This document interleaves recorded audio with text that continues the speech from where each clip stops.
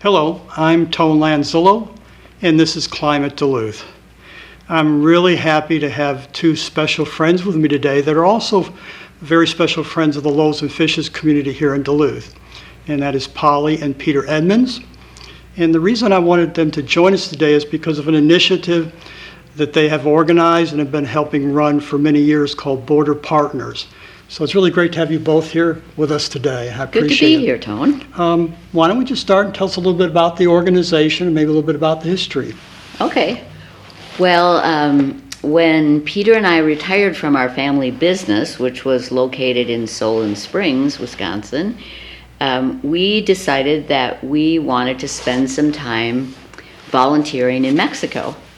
And we explored a couple of different possibilities, but we ended up in southern New Mexico, right in the United States, but close to Mexico. And soon after we got there, we met some people who had a project across the border in a little town called Palomas. And we started out being involved with them and doing some of their projects, but we didn't find that their projects were what we really wanted to do. So we started talking to people in the town about what sorts of assistance they might be able to use to try to improve life in the town, which we saw as being very poor and not having a lot of opportunities for people to earn money or to even get fresh vegetables or healthy food. So we started meeting with people there, and they identified things like I mentioned, their trouble finding healthy food and doing gardening and earning income. So we thought that perhaps we could bring some resources to bear for that, to help with that.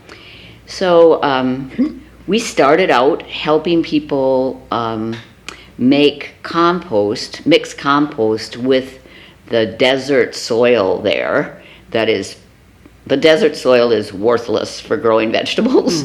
So we did some research and got some help and started mixing compost with the soil, and then started some gardens, and that was kind of the beginnings of Border Partners. But since then we've started a few other projects. Most of them have to do with health and for all ages, and we've done a few things that help people make some money, but we haven't done as much with that one. We've done over the years a variety of things, like we've built a computer center out of Paper Creek, which Peter is going to talk about. We have done a lot of sports activities in the community. We had a grant to encourage active living in sports. And more recently, we've done nutrition education in the schools with kids. And done a lot of health monitoring. We have a group of, they're called promotores in Mexico, but they are, it's a Mexican term for what we would call a health educator or health promoter. And but our most recent project that we just started in the spring is a youth center where kids can go after school, primarily kids who have dropped out of school or don't have real direction or help from trusted adults in their life. So that's our most recent thing, and kind of a quick overview of what we've been doing. Now I know you have different themes, or I should say priorities with Border Partners, and one is a term you called sustainable technology. Yes. Yeah. And would love to hear more about all the different initiatives under that umbrella. Okay. Under that sustainable technology, if you look on the table here, there's a block, and that is ground up cardboard. Now, in Mexico and the developing world, when they have trash, it goes in an old-fashioned dump. I grew up in a small town, and when the dump got too full, their way of emptying it out was to throw a match in it and have it just burn. Well, in the era of climate change and polluted air, when the Palomas dump gets burned every 2 days at least, sometimes more often. And that toxic smoke goes through the whole neighborhood, depending on the direction of the wind, of course. With the winds out of the west, mostly it goes directly over El Paso, Texas, and Juarez, Chihuahua, 3 million people. And every little town in the neighborhood has a dump of some size or another. And there's no recycling in Mexico, so it just gets burned. So as part of NAFTA, 30 years ago now, NAFTA wanted to help different pollution aspects along the border. So they give a grant, and we are taking this cardboard that block is made out of, was going to be burned, and we grind it up, put it in a mold, and we build buildings with it. Mixed with cement? Yeah. My house in Deming, New Mexico is made out of this stuff right there. Oh, wow. And it has 12-inch thick walls, which years ago someone tested one of these blocks, and it's an R36, which is super insulated. Okay. This one would not be super insulated, but it's better than no insulation. And so we are encouraging people to use this as a building material for their houses. And that does two things. One, they get a house that is warmer in the winter, cooler in the summer, quite soundproof. And we withdraw this stuff. For every ton of paper they burn, 800 pounds of carbon dioxide is released into the air. Oh, wow. And so, we have a grant to build little sort of demonstration buildings at 5 schools in Palomas, so people can see what this is. And we've had a couple of buildings. Our education center has papercrete walls in it, and the roof is coated with papercrete also. And it is, you walk in there on a hot day and it's quite comfortable, and you go in there on a cold day and it is still quite comfortable. So that is a big deal. There's a desperate housing shortage in Palomas, and there isn't the only 2 buildings I know that are insulated in the whole town are 2 that I built. Okay. The rest of them are common cement blocks, which have the R value of a Budweiser can. Wow. So they get cold in the winter, and they get blazing hot in the summer. Some of them don't even have a finished ceiling in there. So one of our friends down there has a little house, and it is so small that I could reach up and touch the ceiling, Oh. and his metal roof is up there. And so I took my laser thermometer and took its temperature one day on a hot day. It was 170 degrees. 170 at this, wow. You can cook things at 170 degrees. Yeah. And basically Sam lived outside in the summertime under a big tree in his backyard. You'd always see him sitting there. And I suppose he'd go in and sleep at night. But he now has a papercrete insulated ceiling, and his house is far more useful winter and summer. Wow. So in the summer, what do you think is kind of the temperature difference between the old steel ceilings and when you start using this? What have you noticed?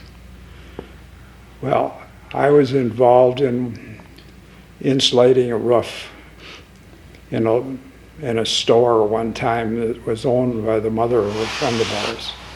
And half of the store had a sheetrock ceiling. The other half, you looked up at the inside of the metal roof. Mm-hmm. And we were just fitting cardboard between the rafters.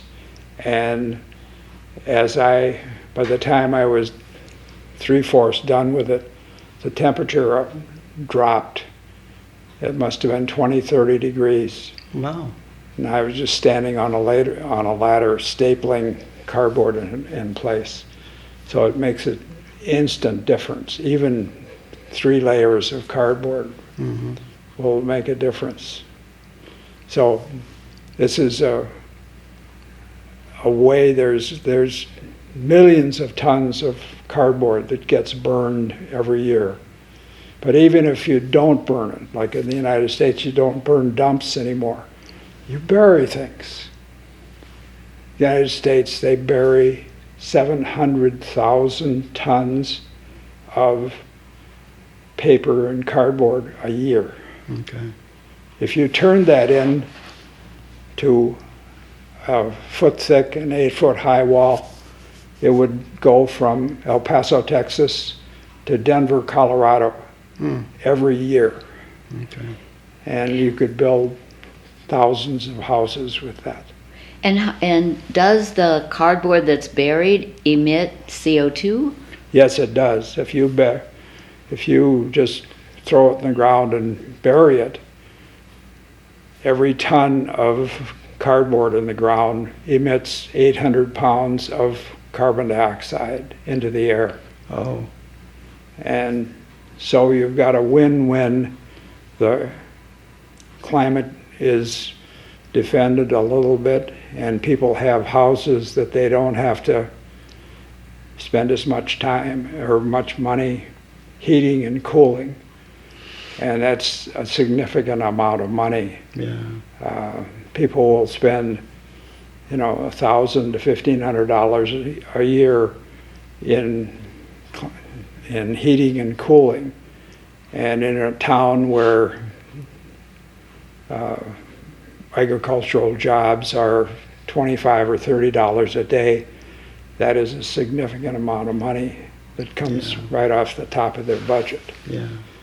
Now you say currently you're using papercrete in 5 buildings in the town? Or? Yeah, we've built 2 already, but we're building 5 now, Okay. and they'll be finished in September approximately. Wow. To expand this program, say over the next few years, what do you think the town or your organization would need to expand it? Yeah, well, if you decide you want to build a house out of papercrete, you'll be able to go to our website and YouTube videos that we're making Mm-hmm. and learn how to build the molds and build a mixer and then build the walls and the roof of your house. And, all of that information will be there free of charge. People will be able to look at it and say, oh, I can do that. They're also doing workshops around the region, Oh, real they are? live workshops with Okay. people and city officials and Yeah. Oh, wow. to teach about the process. My partner in the papercrete activities down there, somebody made a YouTube of his work about 25, 30 years ago, which is Oh. still up. And he has recently gotten a call from someone in Madagascar and another guy in eastern Russia Okay. who want to know more details or what the latest is. So even those two people were able to pull up the YouTube on papercrete. And so now when they'll not only see, they'll see every step of the way, and we hope it spreads. Right. So, and then the second thing we do, the country we live in down there is noted for growing pecans. Pecans, okay. Okay. If you take a pound of pecans and shell it, you get about a third of a pound of pecan shells. Okay. So pecan shells can be made into biochar biochar is made in a making it into charcoal in a very carefully controlled way, and so it becomes a soil amendment for gardens and fields. It's the reason you've heard of the Fertile Crescent in the Middle East. It's an area that is famous for having good soil and everything. Right. 4,000 years ago, the natives of that area figured out if they took the black charcoal from their cooking fire and put it on their gardens, the gardens grew better. Okay. The same thing took place in the Amazon region. There are photographs on the internet where the left side has biochar in it from thousands of years ago, and the other side looks like a desert. It is a desert, and the only difference is the biochar has gone through its cycle of absorbing water, giving it back, absorbing soil nutrients, and giving it back. Okay. And so we have 15 homes that we have given the use of a biochar stove. Okay. So we would give you a stove, and this stove would heat your house all winter long, toasty warm. The only thing you have to do is to operate it carefully and give us the biochar to put on community gardens, school gardens, neighborhood farms. And so each of these stoves, if they're the houses, the house will produce about a ton of biochar. One house, wow. So we have 15 tons of biochar if everybody plays by the rules, Okay. which is difficult to get people to do because they have to follow a certain ritual and turn it on and turn it off on a schedule. So Now, did you say the effect on CO2 sequestering? yeah, it takes, if they didn't make biochar out of these pecan shells, they would be buried in the ground or they would be burned Okay. in a common stove. Either way, a ton of pecan shells will emit about 700 or 800 pounds of CO2 when it's either rotting in the ground or if they're burning it Okay. in a traditional common wood stove. That's phenomenal. So there's this win-win on both sides. The environment wins, the homeowner stays warm and isn't going out and buying the common fuel down there is propane. So they're buying 20-pound cylinder of propane every few days. Okay. And it helps our gardens too. And it does help their gardens. Some Okay.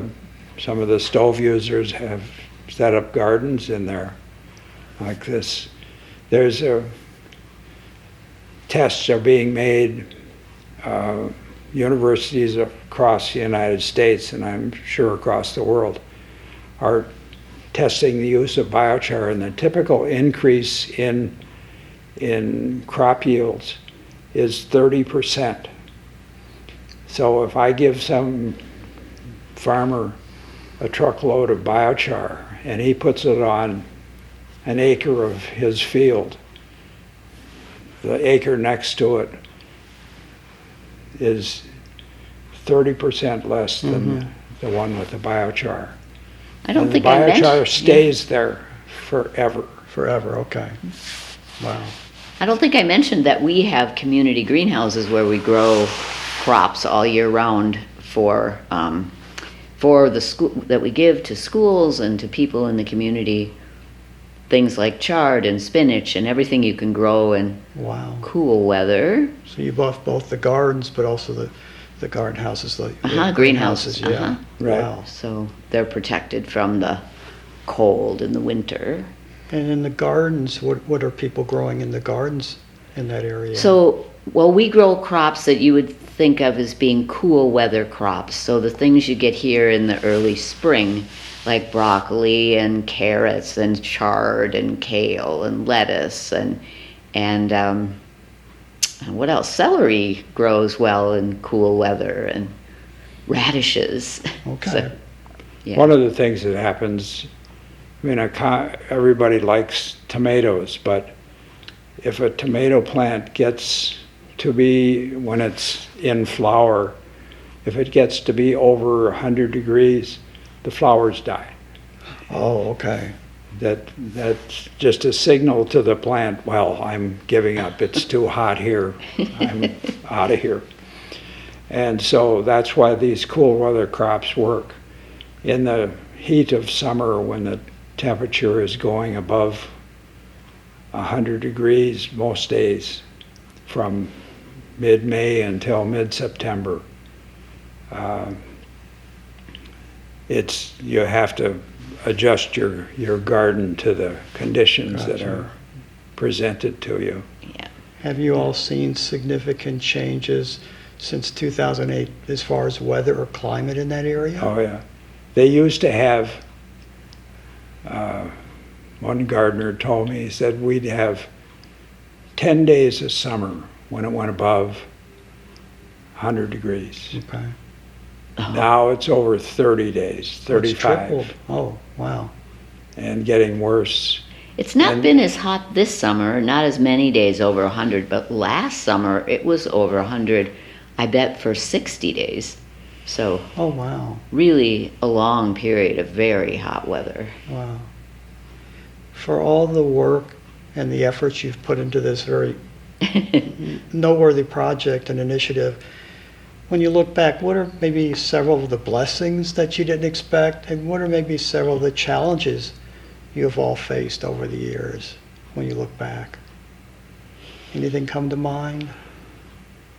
Well, for me, you read about senior citizens like us. I'm 86 years old. There aren't many 86-year-olds that are actively trying to work and do creative, important work. My friends tend to sit around and drink coffee all day and watch television. Well, I contend that I'm healthy at 86 because I get up in the morning and sometimes in the middle of the night, and I'm trying to figure out how to build a better biochar burner or how to solve problems with the making of houses out of papercrete. And so that to me is important. Plus I've seen changes in that town that, weren't there before, and they aren't in any other town that I know of. And we try to encourage people to, Border Partners is not rocket science. It's just somebody showing up and saying, here, you can do this. You can do this all by yourself. You can plant this garden you know, one of the funny things that happens is if you go to your local garden store, you get a little envelope of seeds. Yeah, right. And one of our longtime volunteers and it was a gardener here in Stillwater, Minnesota, had a commercial garden. So she has a contact with a seed store, and she has convinced this person to give us discounts on seeds. So our seeds come in quart Ziplocs Oh, that cost, A lot. depending on the seeds, $10 or $12. okay. And think of the difference. I bought some, I don't know what it was, seed. Anyway, the package says there are between 56 and 60 seeds in this package. And I look in one of these quart Ziplocs and I said, you know, it'd take me all week to count all those seeds. Yeah. Wow. So those are the sorts of things, and we were able to get them across the border, and so we give them in little Ziploc bags, and they get all of the seeds that Polly mentioned, and you know they probably cost us $1 or $2 for all the okay. array. Wow. And Going along with that, I think what inspires me or gives me satisfaction in doing this project is seeing how the Mexican people have taken over almost every aspect of running this now rather complicated and big project. Okay. We have a general manager who's paid and an assistant manager and other people who we have a man who runs our nutrition education project, all Mexicans from the town who are now taking all this, and we hire people regularly who do all aspects of the work. So it's really a wonderful thing to see that's happened. Yeah. That's Wow. I mean, another thing that happens down there that nobody likes to talk about is that, I mean, we started this youth center, which is trying to gives kids something to do after school, Okay. in the evenings, on Saturdays, on Sundays. And kids, you know, between like 16 and 20 disappear from that town all the time. Hmm. I mean, the cartel has a little chapter in the town, Okay. whatever you want to call it. They're a bunch of criminals. yeah. But the soldiers in those criminal organizations are young people. And so these kids, they get into, you know, sex, drugs, alcohol, crime. And if they've got something to do, you know, learning how to grow a garden, learning how to play soccer, Or a musical instrument. or a musical instrument. You know, my partner, my Paper Creek partner, Okay. also he makes a living buying and selling stuff. So he buys old chairs, you know, dining room chairs that are falling apart. Right. And as a woodworker, I know how to put the chairs back together. Oh. And there's going to be a class on how to fix all the chairs in your mother's dining room, and then your grandmother's, and then I've got a whole room full of chairs that kids are going to buy, fix, paint artistically, and sell. Okay. And so, I mean, So it'll keep them off the streets where they are liable to be approached by someone from a drug cartel, asking them and offering to pay them to take drugs across the border. Oh, And a 16-year-old, if he does something like that, can't be charged in Mexico. So he doesn't have to go to jail if he's caught doing this. So they want the young ones, because those kids won't have to go to jail. They may Okay. get killed doing this or arrested in the United States, but our youth center, we're hoping, will keep kids involved in something more productive and safer than working for the cartel. I would assume through your efforts and maybe numerous conversations, you've reached maybe kind of an agreement where you're allowed to do your work and they kind of let you do your work, or? Yeah, I think that's true. because some of I can imagine that the cartel bosses don't want their kids to become soldiers in the cartel. Their own child, got Yeah, you. because they live there. Okay.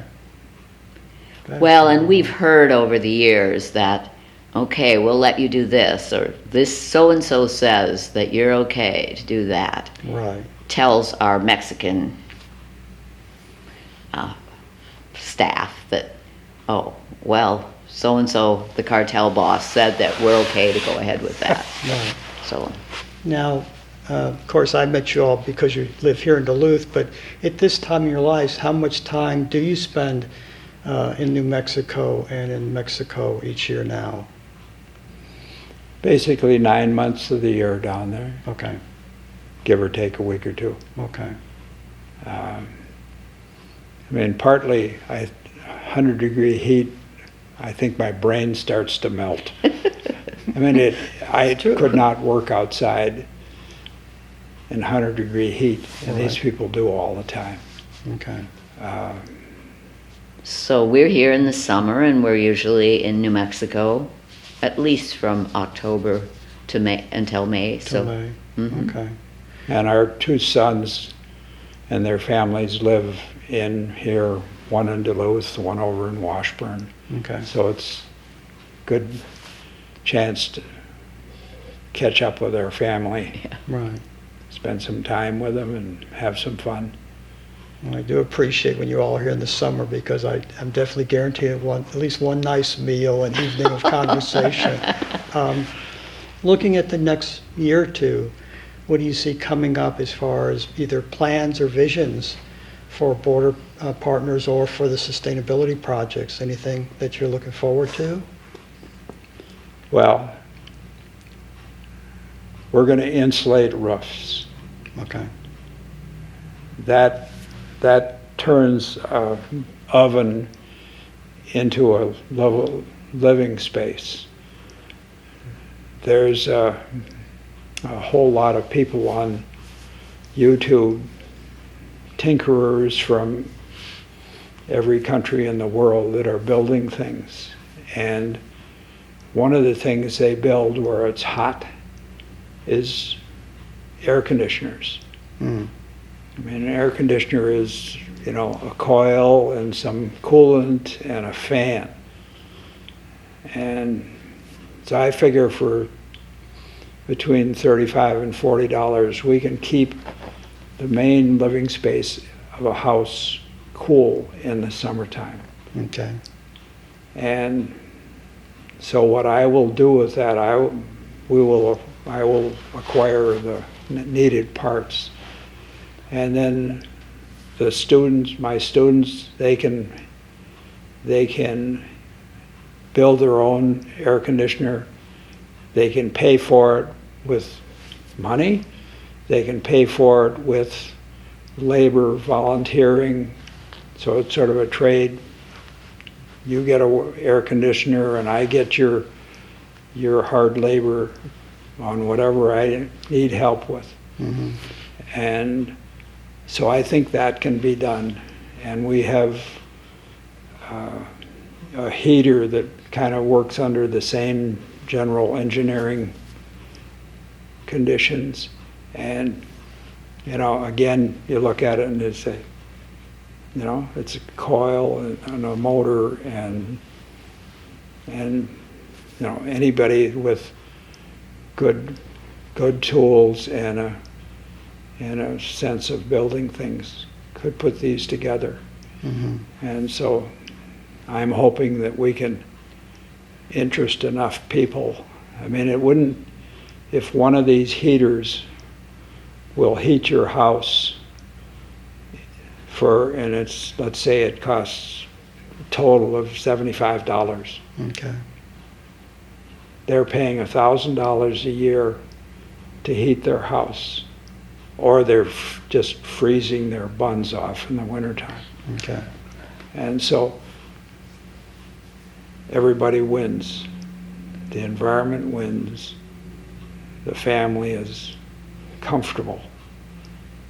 I mean, so that's going to happen.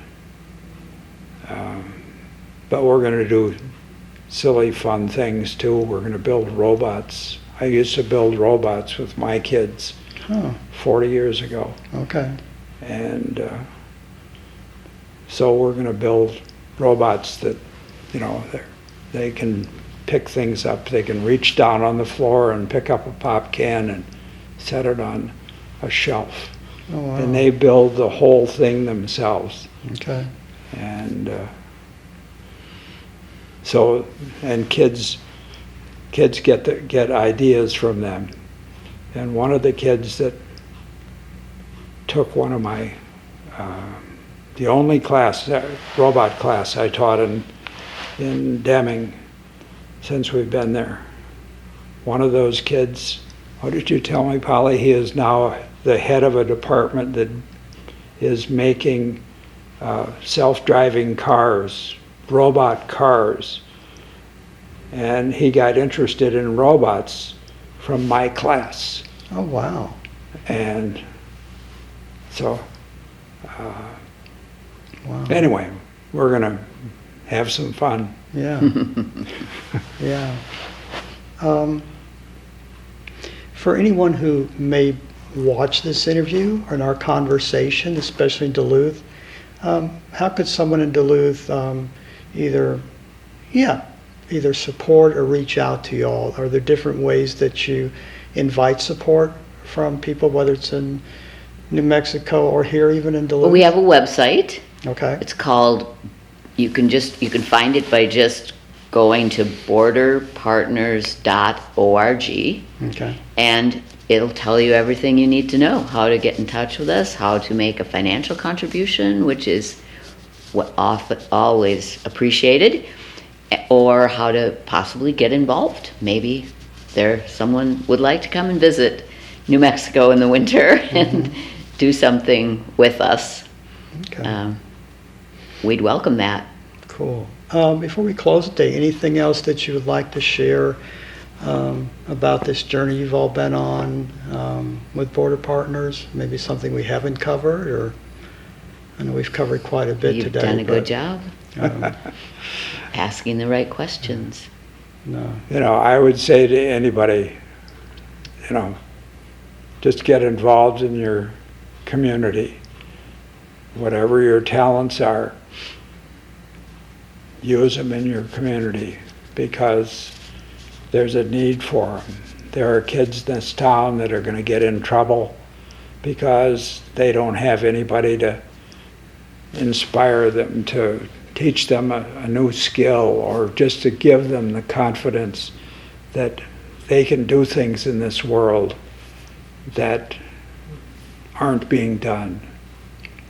And so, Yeah. and it is the most satisfying thing in the Yeah. world. Yeah. Yeah. Yeah, that's probably the best answer to Tone's question about it's been fun, really. It's been a fun journey. Got you. In closing today, I really want to thank Peter and Polly for being with us. It's amazing the work they're doing in Mexico, and hopefully there'll be a few of you out there in Duluth. Whoever watches this show will hopefully reach out and maybe find some small or large way to support their initiative. And for Climate-Duluth, take care. Good day. Thanks, Tone.